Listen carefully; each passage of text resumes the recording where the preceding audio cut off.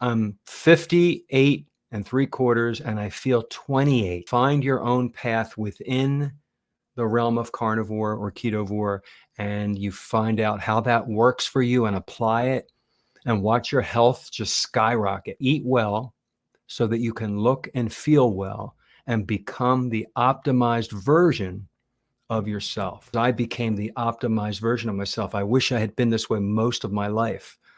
I'm better than I've ever been.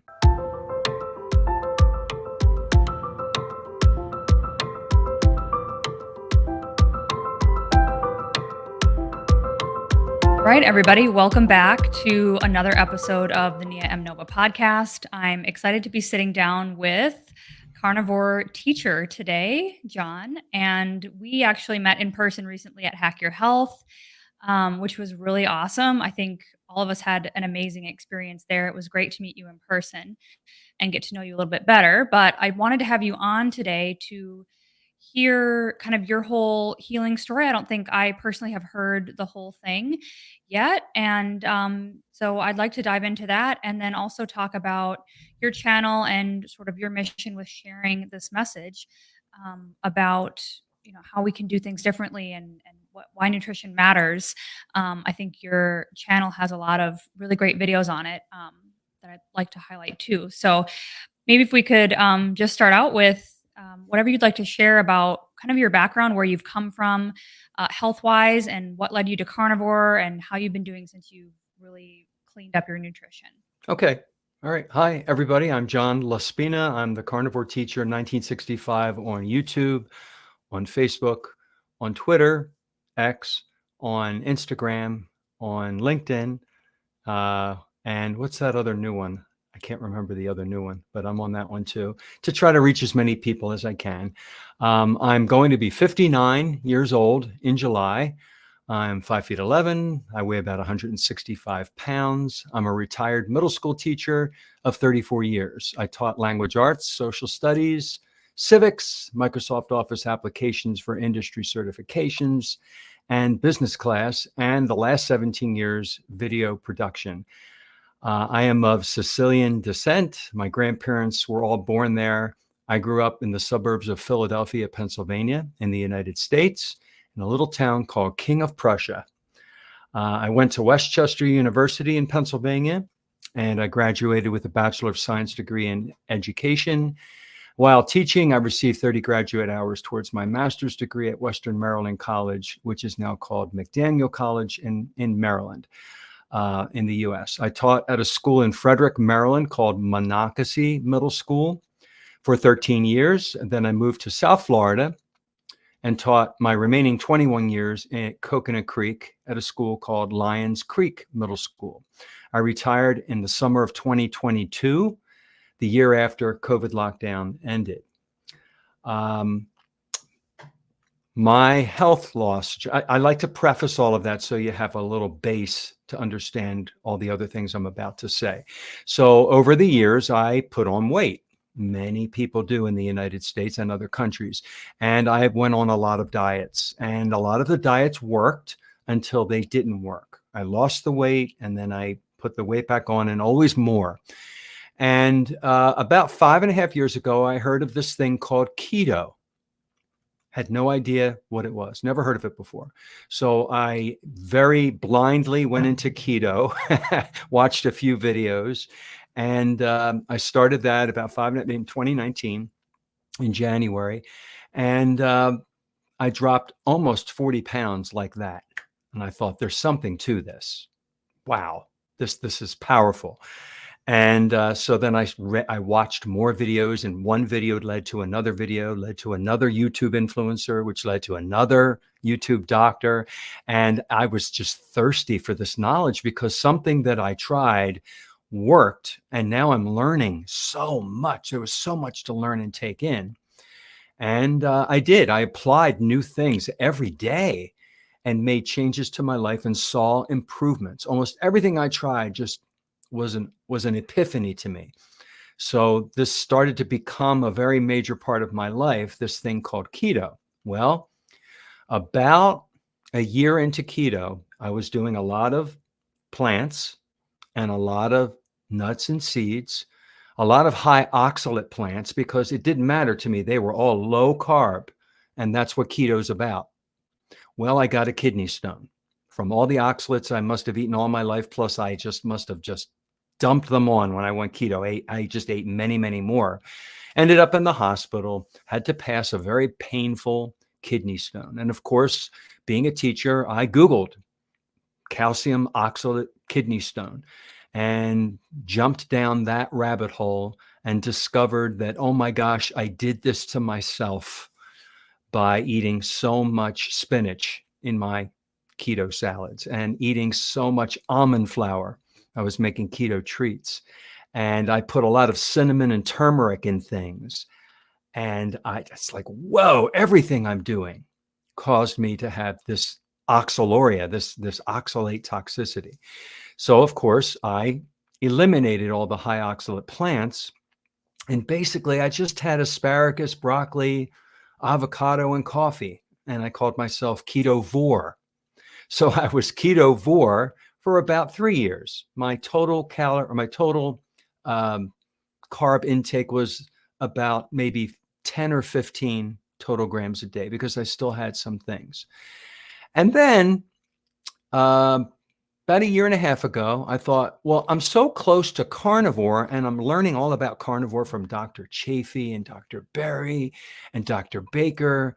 And, it sinks in the messages. You watch these videos. I watch them all. And I thought, all I have to do is take out a few things and I'm carnivore. What the heck? What do I have to lose? If it doesn't work, I'll go back on it. So I took out the avocado and all the vegetables, and I just ate meat, beef, lamb, pork, poultry, fish, and eggs. And I used butter and ghee and beef tallow and chicken schmaltz and duck fat and just all the animal fats I could find. I tried different ones with the different flavors. And I just loved it. I felt my health improve that much more. I did. I felt like a rocket boost of energy and improved sleep and so many other wonderful things. And the last thing to take out was the coffee. And I was a coffee drinker that made his own coffee. I bought special coffee beans. I had a French press and a stainless steel press to avoid the plastic. I had a coffee grinder. I was a very good coffee barista. So I learned how to take caffeinated and decaffeinated beans and change the mixture very slowly, day by day, over a month, and grind my beans so that I had only decaffeinated beans after 30 days. And I took myself very slowly off the caffeine part of the coffee to avoid the vasodilation headache, which I was getting a little bit of it, even when I went slowly. And then at the end, it was just decaf. And then at the end of that, it was just warm water with butter melted in it. So I was still doing the action in the morning because I missed it. And now I just drink water in the morning. I haven't drunk coffee in about a year. So that's kind of cool. Now, in the process of going through all of this, I lost close to 40 pounds. I was a 38 waist, and I'm now down to a 33 waist. Amazing. So I had to buy a whole new wardrobe twice. I got so excited. I went and bought all new clothes, and then more weight came off. So I had to go buy all new clothes again. A lot of money there. Let's see. Ketovore. Okay. Intermittent. I had intermittent lower back pain for 30 years. Severe. It would come and go, and it was debilitating. And I did not know what it was. And I had x-rays and I had the chiropractor. I just looked at it. And it turns out it disappeared. It must have been inappropriate inflammation from all of the carbs, sugars, and seed oils I had been eating on the standard American diet. Because as soon as I went keto, the lower back pain disappeared. I lost all my visceral fat, as well as some subcutaneous fat, and no more pain, not once in 5.5 years. It's like a miracle. That alone is a reason for me to stay on this way of eating. But many other things happened. I had skin tags under my armpits. They would come and they would go. And I found out later they were a sign of insulin resistance. So maybe I was getting close to diabetes. I don't know what my A1C was, but I had skin tags. They're all gone, and they haven't come back since. let's see. I had acne. I had little blemishes. They kind of disappeared. Every once in a while, I'll get a little one, but like nothing like before. They would just pop up, and I'd stand in the mirror and go, what am I? I'm in my 50s. I'm still getting pimples. What the heck's going on here? And that kind of disappeared, which was cool. I feel like my eyesight has improved. I do wear reading glasses only because I'm, close to 60, but I just think I need them less. And I feel like everything looks brighter, if that makes sense, more vivid. I think my eyes have improved. I used to have flaky skin in my eyebrows since I don't have any hair. I would get dry skin in areas. That disappeared. No more dry skin. My hearing improved. All right. I'm a singer. I have near perfect pitch. I play the piano. I play the guitar. I play the cello. I'm learning how to play the pan flute. I'm really into instruments. I have a music room in my house. I have all these instruments hanging on the wall. And it's one of the things I love to do to relieve stress. I get a lot of joy out of performing. So I make songs, I sing, I play the piano. Everything's by ear because I have really good pitch. And I feel like that's like gone on super drive. Like that's improved. I've noticed my ability improve. I don't know how, the ketones, but it just improved. Let's see.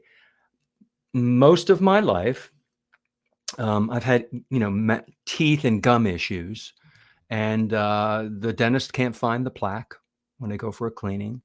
I used to have receding gums. They're not receding anymore. That's probably because I'm not eating sugar anymore. I was a sugar junkie. Let's see. Because of I haven't ingested vegetable seed oils, canola, corn, soybean, safflower, margarine, Crisco, rice bran, those oils that are in the standard American diet and fast food. For about 5.5 years. And I notice I get tan in the South Florida sun here, and I don't get burnt. It's amazing. I probably, if I stayed out too long, it's probably not healthy, but I can stay out now and not worry. I used to always like put a hat on and smother that suntan lotion on, which now I know what the chemicals in there, that's not good for you. So I don't even use that anymore. So that's improved. All right, here's a big one, Neah. I used to have, and this is embarrassing, but now that I don't have it anymore, I can share it with you. Since I was in first grade, when I was 6 years old, I would bite my nails, bite my cuticles, and spit them out, right? And then they would look so bad and bloody, I would hide them from people. And I did this all the way up into my 50s. And it was real embarrassing at times. And I would fix it with the nail clipper and the file, but I would keep doing it. And I couldn't stop myself.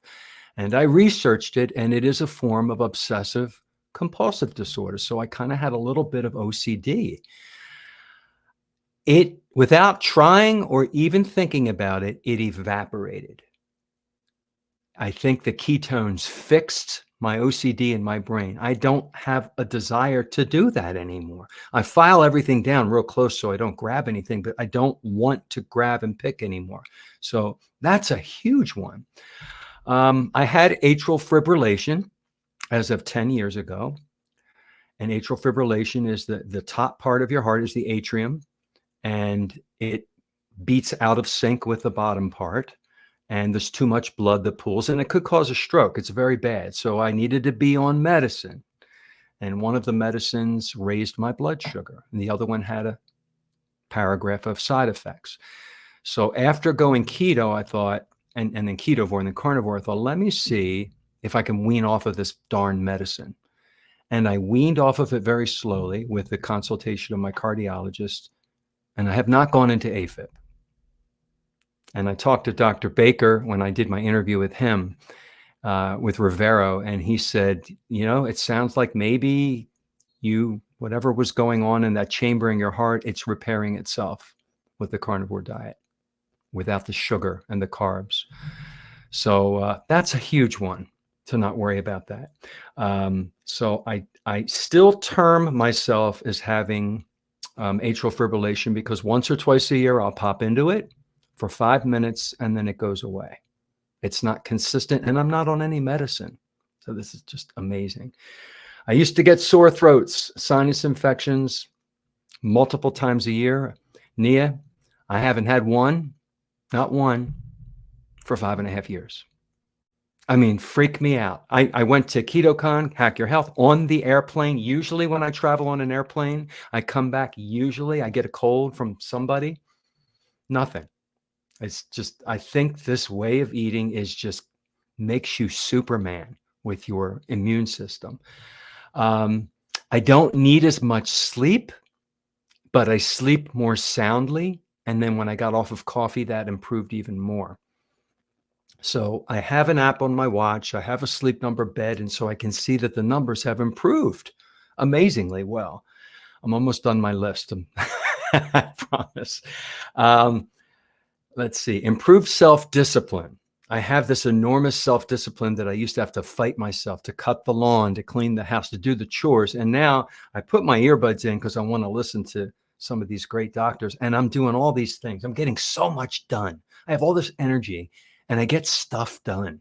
It's amazing. And I don't look at it as a chore as much anymore. I'm able to tackle problems more easily. When a challenge or something that used to really stress me out confronts me, for some reason, I have the ability to look at it in a different light because I'm healthier. I don't know. I have a thirst for knowledge constantly about the carnivore way of eating. I'm able to look in the mirror now naked and appreciate my body. Now, how many people can say that, right? How many people are critical of their body? There's always something I didn't like, everybody, male and female. Now I'm like, damn, I'm almost 60 and I've got muscles. I've got a little bit of a washboard stomach. I never had that before. So I've built a lot of confidence that I didn't have before. The way I was acting at KetoCon is not the way I would have acted if I went 6 years ago. I would have been shy and not spoken up as I have so much pride and confidence. This is what carnivore has done for me. This is what nourishing my body with the protein, fatty acids, vitamins, and minerals. This is what it has given me. It feels like it's giving me my life back. So that's my story in a nutshell, Neah. And I never get tired of telling it. I tell it different each way, but every time. But that's it. That's amazing. That's fantastic. That is quite a list of things. And I found I had to go back and, when I think about where I started as well, and like all the little things that stack up over time. And then when you finally get to carnivore and you realize, oh, okay, this is as good as it can be. These are all the things that I don't even necessarily realize were going on that are clearing up, and I'm not even, like you said, you don't even all the time have to put in a bunch of effort to do it. It's like things just sort of melt away.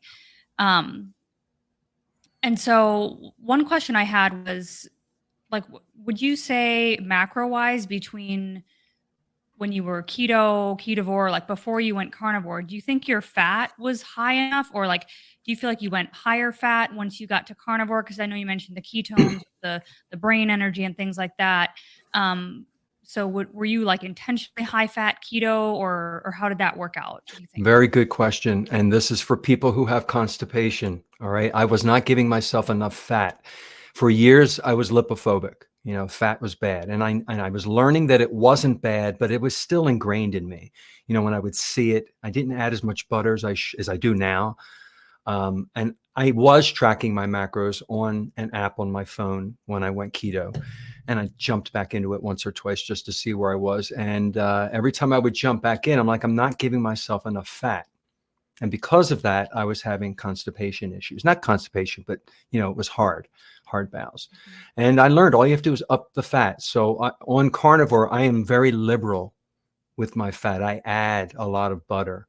I eat all the fat off of a prime rib, that jiggly fat, man, I'm cutting that up and adding it onto pieces of meat and I'm downing it because I don't look at it the way I used to. I lost the lipophobia and I see it for the nutrition and the energy that it really is.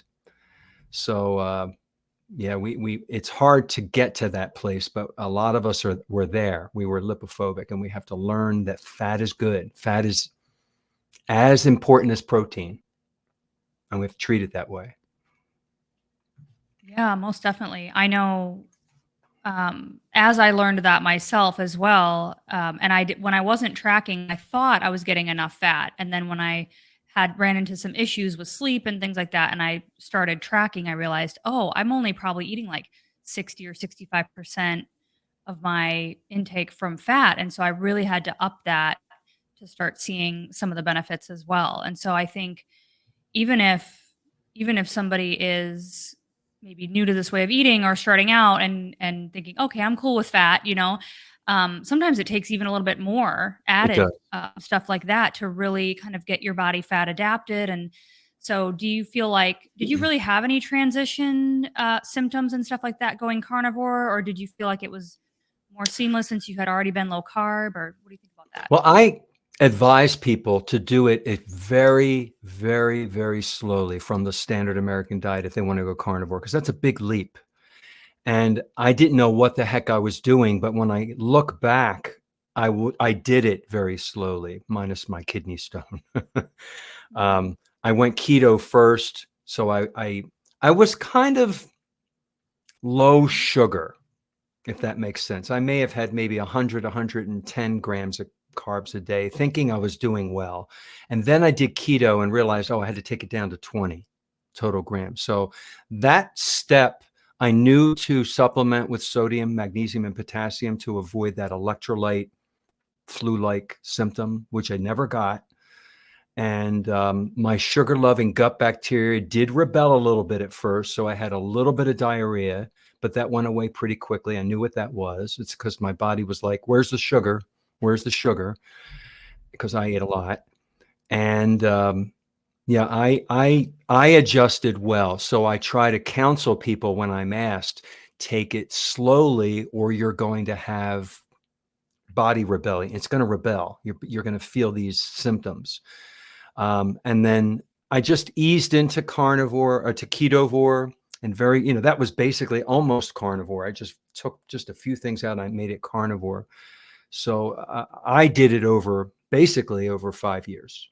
I did it 1 year, then 3 years, and then to the present. Now, if someone asks me, I remember from the World Carnivore Month was last January, I made a video and I encouraged people in the video, you could do it over 30 days to take it little, but take it out slowly so your body can adjust. And that's my advice. I think, touching on the oxalate issue as well, that's kind of a better option too, right? Than going a ton of oxalate and then all of a sudden going to carnivore, which is 0 essentially oxalate, and then a lot of times, like you were saying, the body sort of dumps all this stuff out thinking, "Oh, it's time to clear," and then you get all these symptoms. I think I dealt with that a little bit this time. The first time I got to carnivore, I was more like you, where I had just over years gradually cut things out and then gone like 6, 8, 9 months on, salad and meat, before I cut the salad out and stuff. Right. So I had really let my body adjust. And so I had very minimal um, adaptation symptoms when I went to carnivore. But I've really struggled this time. And so I've kind of had to go back and revisit some of these ideas about, really what is a healthy way to transition to this sometimes, because it can take a long time to dial things in if you sort of go cold turkey on everything. And I know you mentioned doing that with coffee as well. Was there a reason specifically why you wanted to drop the coffee, or Um, well, I was going carnivore, and coffee's not carnivore. It's a bean. It's a legume. And a lot of carnivores still drink coffee. I love my coffee. But I'm like, I'm going to try it. And I figured if I couldn't do it or if I missed it a lot, I can just always go back to it. And so after the 30 days, 35 days, I stayed off, and another month and I stayed off. And I'm like, well, I liked the freedom of not needing it, not having to have it, especially when I traveled. I had to scope out the coffee in the hotel or wherever. I had to make sure I got my coffee. If I didn't get it at a certain time of the day, I knew I would have a headache or I'd get really tired. I felt unshackled, like I don't have that anymore. And I'm saving a little bit of money, not buying the coffee and making it, and a little bit of time, and I have to sit there and drink it. That's why I don't want to go back. I could very easily go back and enjoy it again, but I like the freedom that it's giving me. And it really has improved my sleep, and my energy throughout the day is a little more level from there's a thing in the brain called adenosine, and that's leveled out now instead of the caffeine and adenosine roller coaster, which I didn't know about. And then when I researched it, I thought, oh, interesting. This is what's going on in my brain when I drink coffee. And then, of course, I listened to Dr. Anthony Chafee talk about how they used coffee to kill insects. They used, Mhm. it's like, okay, another good reason to back me up for staying off of coffee. Yeah, a couple of his videos about coffee kind of made me uncomfortable. I was like, I gotta try cutting it out. I mean, I was relying on it hardcore for a long I was time. too.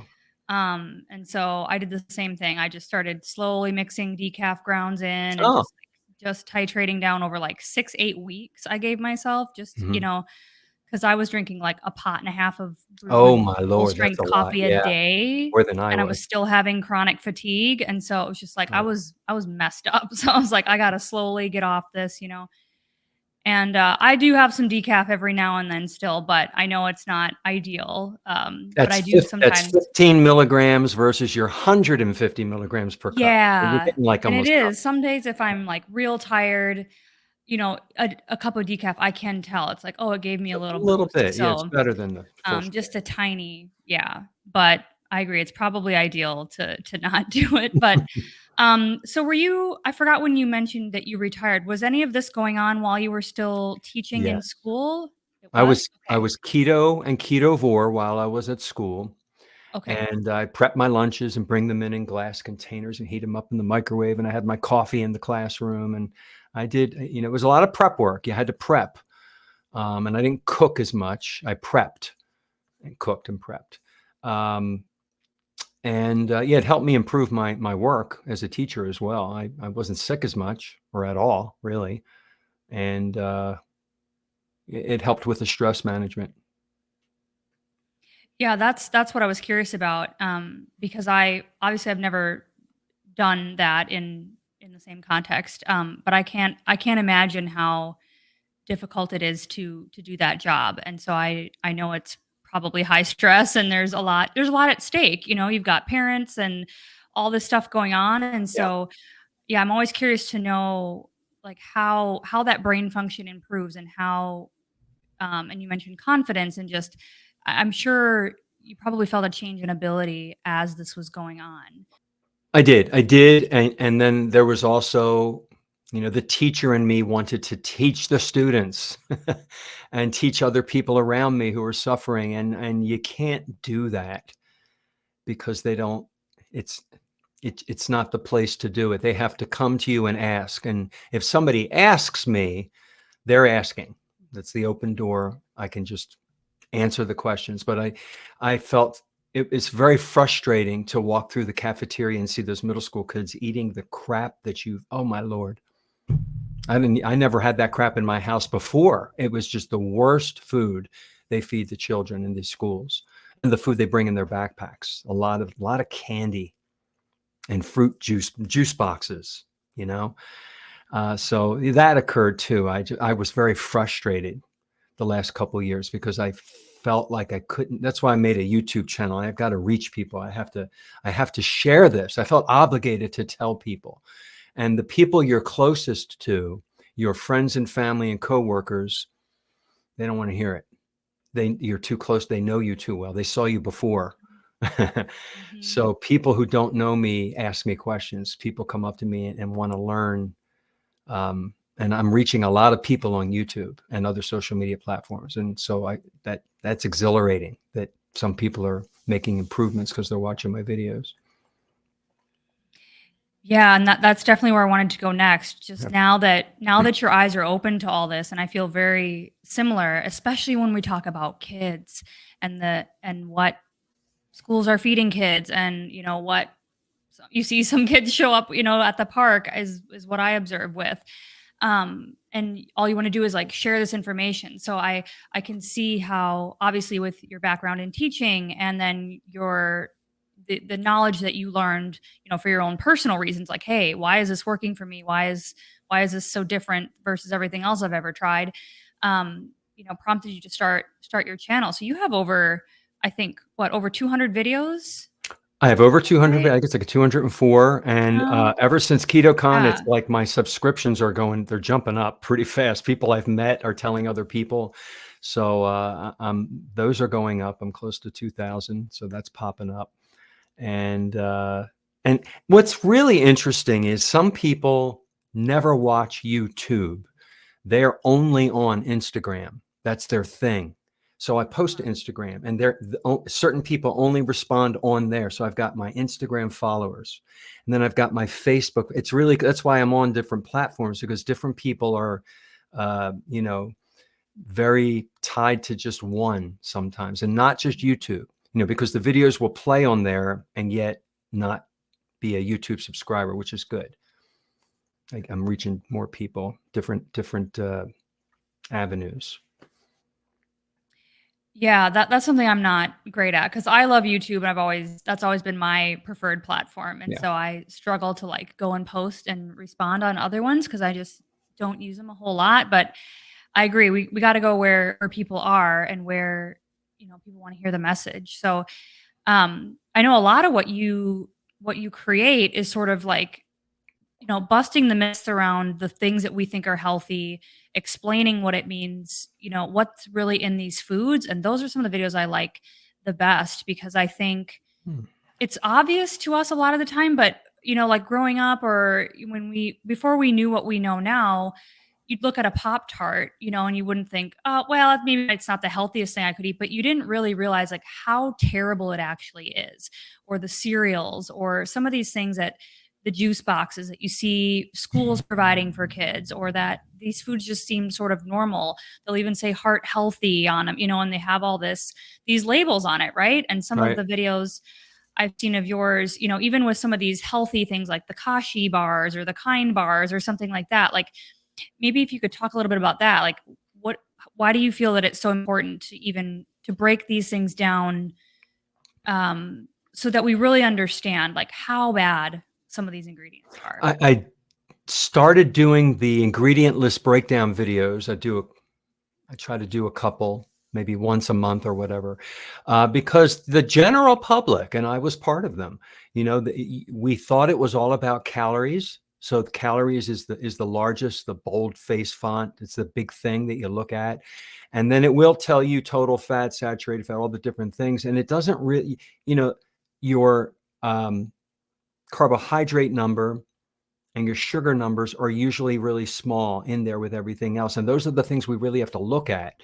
And then in the ingredient list, people are looking for, I don't know what they're looking for. I'm trying to think, what was I looking for when I looked at ingredient lists? I was looking for sugar, I think, because I knew that was bad, but I still was addicted and just still ate it. I was like, make sure the sugar's a little further down on the list, is what I used to think.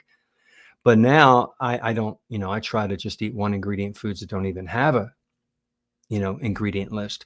And then if I have to look at something, I make sure that it's very few ingredients and they're all healthy and clean.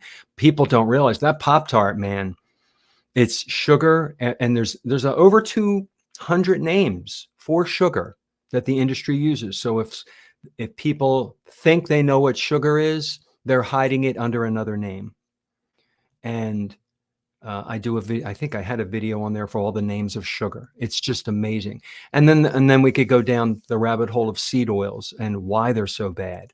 The average person in the world doesn't think it's bad, because we're being told through messages and through the doctors that this vegetable oil lowers your cholesterol. And then that whole concept of a lower cholesterol is supposed to be healthier. Uh, it's a whole Pandora's box of red flags. And so I try to break the myths in my videos about cholesterol. So I talk about cholesterol. I talk about seed oils a lot. I talk about oxalates a lot. When you read an ingredient label, it will list all the high oxalate grains and spices, but nowhere on the box will it tell you it's high in oxalate.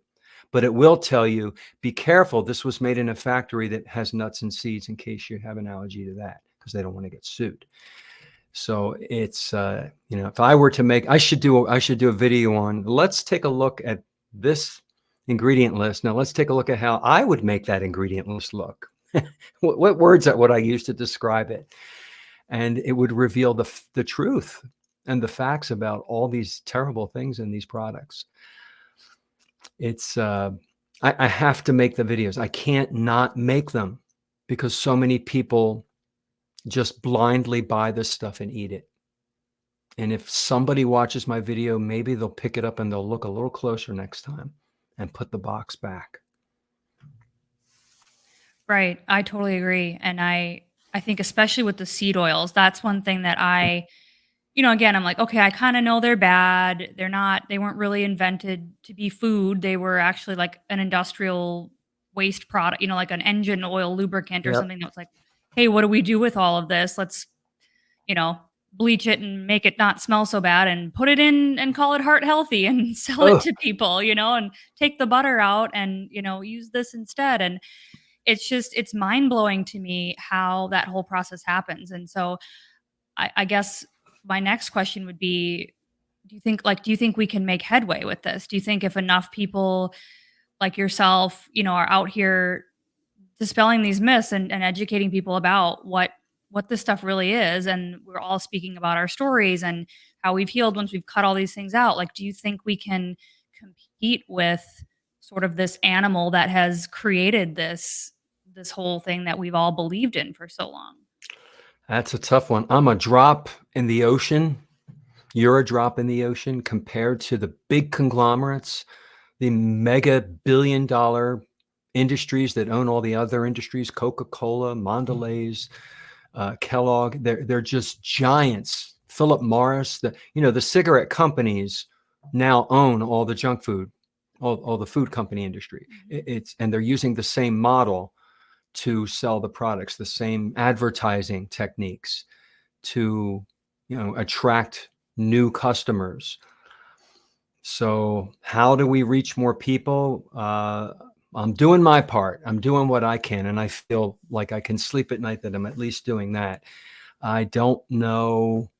I know that Dr. Berry is starting a new association to counter the American Diabetes Association. It's called the American Diabetes Society, and he's starting an LLC and a whole 501c3, and just that's a start, because so many diabetics, type 2 diabetics, are being encouraged to eat a lot of heart healthy this and whole grains, and they even have recipes with sugar, and they get on their website and they teach their patients to eat this way and to make sure you pump in your insulin, which is the exact opposite that they should do. If you have less carb and sugar intake, then you need less insulin, and you won't be so insulin resistant anymore, and the weight will come off.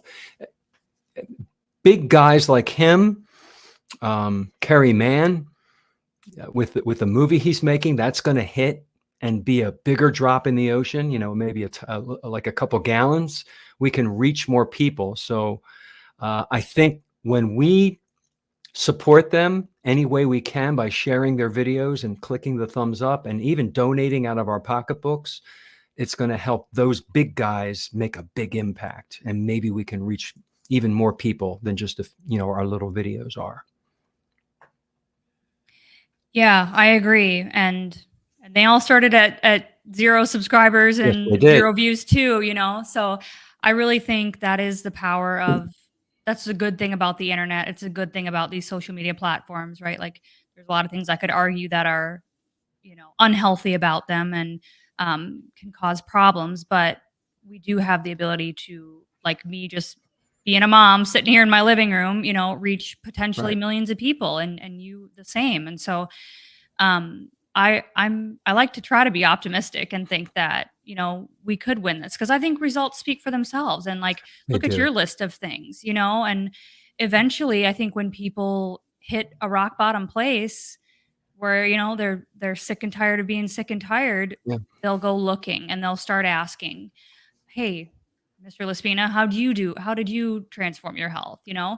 And I know you've got some videos on your channel too that are kind of more along the lines of mindset and sort of that guidance of how to look at things. And so I'd love to know kind of your thoughts on that. Like what kind of role does that play in change and how we look at our nutrition and versus maybe the mindset that we've had in the past about what food means and what it means to, Yeah, some of my videos, well, the way I make my videos is I'll listen to, I have on my YouTube, I have, about like 20 different favorite YouTube podcasters that are teaching me.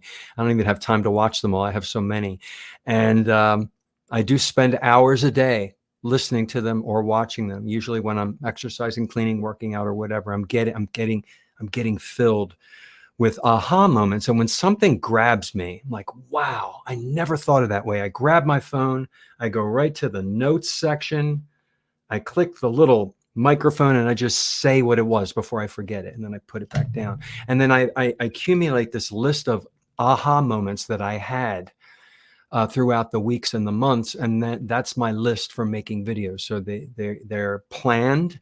I do research, and then I just make sure I know some of my facts, and I get up and I talk in front of the camera about the aha moment that I had, like, oh my gosh, did you know I just learned this? And I talk about it because if I didn't know it and it made my eyes go wide open and go, wow, especially if it's something I can apply to make a change in my life, to make my life better, then people need to hear about it so they can do the same thing. Some of the things I did, I changed, I stopped using Teflon pans to cook in. I learned all about that. I stopped using plastic utensils and anything plastic if possible. I have my water bottles made out of stainless steel. I put a reverse osmosis water filtration system under my sink, and I have a dispenser so my water's filtering out all the fluoride and, chemicals. And then I add electrolytes in my toothpaste, my deodorant. I don't use suntan. All these little tiny changes that I learned, I applied. Knowledge is dead unless you apply it. Right? There's so many book smart people, and unless you use the information, it's really meaningless. So I try to apply it, and I am nothing like I was 6 years ago.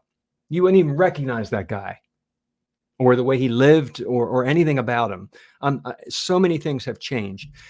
And I make videos about all the changes that I've made, all the different things that I've done to try to be healthier and clean up, not just my diet too. Like I exercise, I move, I lift heavy things. I do mindfulness. I did a video about boxed breathing, how we can control our heart rate and our brain waves and through our respiration and our imaging. A little bit of grounding.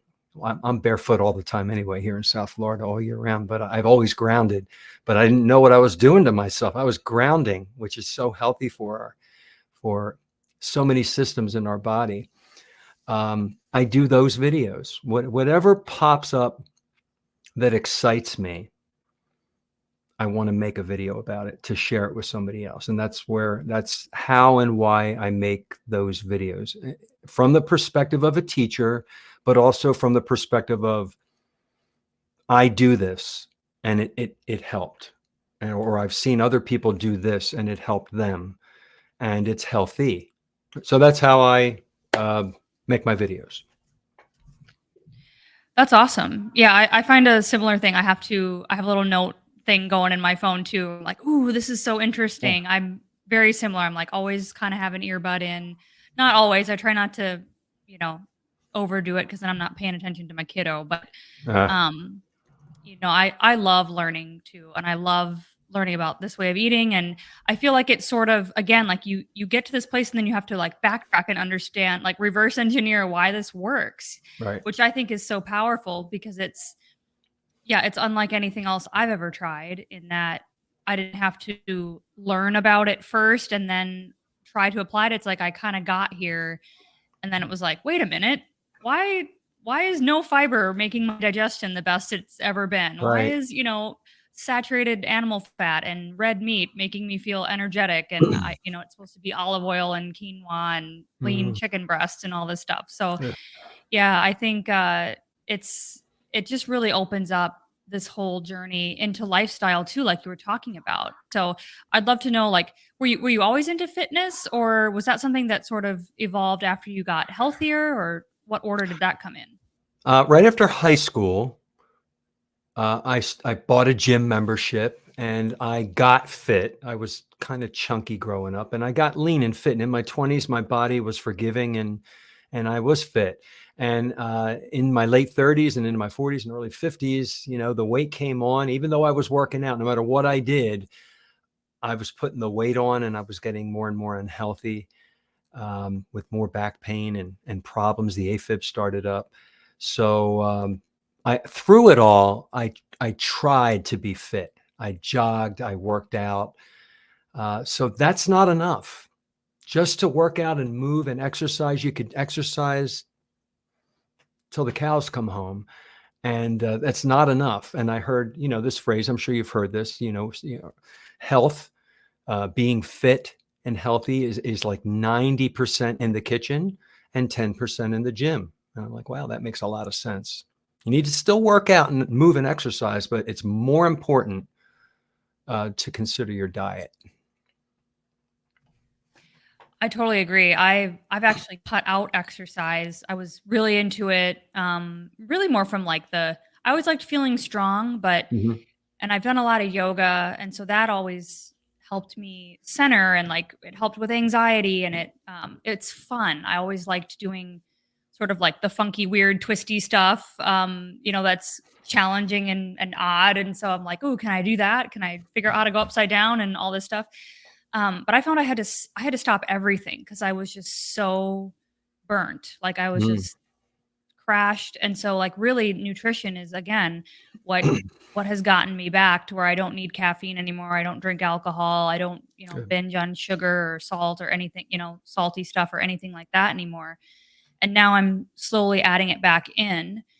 And I really feel like that, like you said, 80-90% of this is our nutrition. And then we can add in all these other lifestyle components to really go, to the finish line on that. So I'm kind of curious to know, like, I think in a live stream we had once, we talked about like, is carnivore a fad diet? And we I had that remember that. discussion about, how this is a lifestyle. And I know a lot of people say that. So what's your opinion on that? Do you think that like a carnivore lifestyle really is just about the diet of what we consume food wise, or would you say that it does incorporate, the right type of movement, the things like grounding and things that you mentioned I can and see health? it going both ways depending on the person. It can be used like a diet, and a diet is something that you use. It's a tool that people go on to achieve a goal, to lose weight, usually. And then once they attain their goal, they end up going off of that diet. And I know people who have gone on keto or carnivore as a diet. And then they'll go on a vacation, they'll put it to the side and go, well, I'm on vacation. I'm going to eat anything I want. And then when I come back, I'll go back on my carnivore diet. They treat it like a diet, the way like a Jenny Craig type diet. And then there's people like me and you that it's our life. It's my way of eating. I don't call it a diet as often. It's carnivore is my way of eating. It's the proper human way of eating. I hate using diet, but it has two meanings. And it's my life. It's every aspect of my life. When I go on a lot of cruises here in South Florida because they're real cheap, and I love going on a cruise. And I know how to order, to eat like a king, and eat healthily. No seed oils, no sugar and carbs on a cruise. But there's so much stuff that would have tempted me before that it doesn't even tempt me anymore. Anytime I go to Christmas parties or other parties, I don't go off of this way of eating because it's not a diet. Here's how I explain it to people in my videos. When you walk in a store that has the tobacco products, the cigarettes, the vape, the cigars, the chew, people line up and they purchase those products and they indulge in those products. They take home. Many people used to smoke for years. And it was part of their lifestyle. It was part of who they were. It was their identity. They were a smoker. Well, I don't do that. And when I walk into that store, I see that. That's something I don't do ever. It's not something I'll ever do. And I look at sugar and ultra processed food the same way now. I put it in the same bucket. Not once, not on my birthday, not on a holiday, not for any reason am I going to purposefully put that harmful stuff in my body, because I just don't partake in it. I'm not going to pick up a cigarette one day and just do it because it's my birthday. I don't do it. And that may sound extreme to some people, but I'm an abstainer and I can't moderate. And so that works 100% for me. If you know the concept of a moderator and an abstainer, most people can't moderate their junk food. And I just can't. I can't do it. So I believe it's a way of life and not a fad for most people if they take it seriously. Yeah, I tend to agree with you. I think that, I've heard of the occasional person who, may want to add like some fruit in at some point, or a vegetable, or another whole food item. Um, but I think again, once you get to this other side and you realize how good you can feel, and you start to write a list down of all these things, it's like, oh yeah, I don't bite my nails anymore. Oh Yeah. yeah, for me, I don't have this like obsessive, like negative, like the worst case scenario is always going to be the scenario type of mindset, where Wow. things, Yeah. and you just start to notice these things disappear. It's like, well, why would I ever put anything back into my diet, like you said, knowingly, that could cost me that freedom. And so, yeah, I know definitely with food and like some of the stuff, like chocolate used to be a huge thing for me, and like brownie, like those types of things were Mm. really the only sugars that I would kind of binge on. Otherwise, it'd be like potato chips were my nemesis, and Oh boy. crackers, and think about all the stuff like that. And then I too ate a ton of oxalate healthy foods, like tons of spinach, almond breads. I'd make my own keto almond bread with the Hmm. flour and all that stuff. Yeah. So it's like it's going to take me a long time to detox from that anyway. So why, at least for as long as I possibly can, why would I not stay as clean as possible? Um, and like you're saying, there's still ways to like go on a cruise and still enjoy yourself and Oh partake God, in some yes. things and have a great time and still eat very clean. So I think there's a couple restaurants that I know now. I'm like, I know I can eat here. And so I Right. can rely on that. Like if we go out somewhere, and um so that's part of the lifestyle development, I think, is just figuring out how to still include some things that you enjoy doing or that are fun things that you can do with other people, but stick to what works for us Right. personally Right. best, or what we think is the healthiest. And so yeah, I love that you bring up the cruises, because I've never been on a cruise, and I would love to try one. I'm a little bit scared of the ocean, like just being out there with where you couldn't see land anywhere. I'm like, I don't know, I might get oddly claustrophobic or something in that They're vast floating expanse, but hotels. They're so huge. You're not even going to feel like you're on the ocean. okay. They're huge. But that's good to know. It's like, Yeah. hey, I'll take that lobster and steak and stuff, Oh but yeah. bring my seed oil card. Yeah. That's the thing too, the So card. Uh-huh. yeah, I think, was that your idea, or I Well, think I developed one, and then Larry Keto did, 50 has and different people have different ones. okay, Yeah. probably several Yeah. people. But so I asked everybody these kind of three rapid fire questions Okay. for, kind of the end. And I guess on the topic of cruises, is there anywhere in the world that you would love to travel? And, how would you stay carnivore during that? And why would you want to go there? I want to go to where my ancestors lived, which is in Sicily. Catania is the city, and I almost made it. Right before COVID, we had this cruise planned, and one of the stops was in Catania. And of course, COVID canceled the cruise, and we never went. And so that's still on my bucket list. I just would love to go and take a Mediterranean cruise and stop. And I have the address of the actual house where he lived. So I want to knock on the door. Wow. Yeah, it'd be kind of cool. Take That pictures and would be stuff. cool. Yeah. Yeah, a lot of my ancestors are European, Eastern European, sort of Hmm. like Germany, Austria, England, that type of so I've always wanted to do something over there, but a Mediterranean cruise, Yeah. sounds really nice. Probably lots of great food. What about reading? I know you love to learn, and you probably read a lot as well as watching videos and stuff. Is there anything you're reading lately that you think is really good, worth recommending? Oh, yeah. I'm almost at the end of Sally K. Norton's oxalate book called Toxic Superfoods. And it's a page turner because, when you've had a kidney stone and you've learned all about the oxalates, this just is a textbook that's easy to read that just, I have to read it more than once, obviously. It's thick and it's just full of knowledge that I use now in my videos. I have these little, like, I'll just be talking about something and I'll have the background now, a little bit of the knowledge and the vocab to say it, whereas I didn't before. So that's the one I'm currently finishing. I'm not a big reader and never was a big reader. And the books I've always preferred to read are nonfiction. So this works out perfectly. Yeah, I'm very much the same when we were talking about reading labels. I'm like, I remember sitting at the table and just, like, reading the cereal box or, Oh, like, yeah. reading labels just because I was like, "I wanna read," Yeah. but I've always loved nonfiction too, and I have trouble getting into anything but that, Hmm. but, Interesting. um, that's so funny.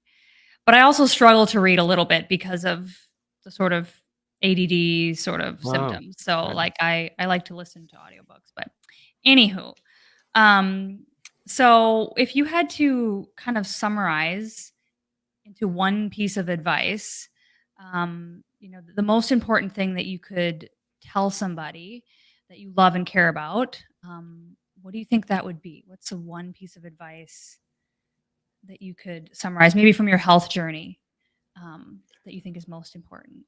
It's so hard to put into words in one way, but it would be the three ingredients that are in all the ultra processed food: starch, sugar, and seed oil. If you cut those out, it will improve your life dramatically. And then that'll take you down a road and you'll understand what that cuts out. It cuts out pretty much everything that's toxic that people are slowly, very slowly poisoning themselves. I kind of compare it to cyanide or arsenic. If you took this tiny little microscopic tweezer amount of arsenic, you wouldn't kill yourself. But would you do it on purpose, knowing that it's arsenic? No, you never would. Like, that's arsenic. I would never take that on purpose. But yet we're eating all these processed foods with ingredients with chemical names that we have to Google, and they're toxic, just like arsenic. There's actually arsenic in almonds. Um, and we don't care. So if we eliminate the three major ones that I mentioned, we're eliminating so much toxins, and we'll get healthier. And that would be what I would tell somebody if I could only tell them one thing. I thought you were gonna say, "Subscribe to my channel so you can learn all of the Do things." that too. It's like getting 3 more wishes, wishing for another wish or something. I used to remember that as a kid. That's the third wish. I want 10 more wishes. Yeah. Genie out of the bottle. No, that's great, and I think there again, for probably so many people, if we could just get that message across, to stop buying and consuming that stuff and giving that stuff to our kids, and, like, that would make a huge difference on planet Earth. I'm a firm believer that a lot of the evil, for lack of a better word, that goes on today is the result of malnutrition and imbalance in hormones, and this chronic anxiety and just this overwhelm of negative feelings. And I think our world would be a much healthier, more positive, supportive, happy place for all of us if we were all healthier. And so I feel like I'm doing my best as well to try to just be my drop, in the ocean of trying to get this message out. So I really appreciate you coming on to chat with me today, and for all the work that you're doing. And of course, we'll leave links to your channel Are there any other places? I know you mentioned several social medias. I can link all those below. Is there anywhere else you'd like to send people where they can get I'm in touch looking at with my you? tabs here on my computer. The other one is Threads. I don't know if you've heard of Threads.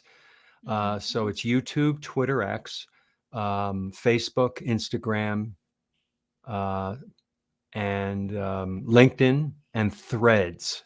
So when I make a YouTube video, I post it to all of them, and I get different audiences from each one. So I'm the carnivore teacher. I put the year so people know my birth date, because it shows you how I'm 58 and 3/4, and I feel 28 and 3/4. No lie. And I never felt so healthy in my life.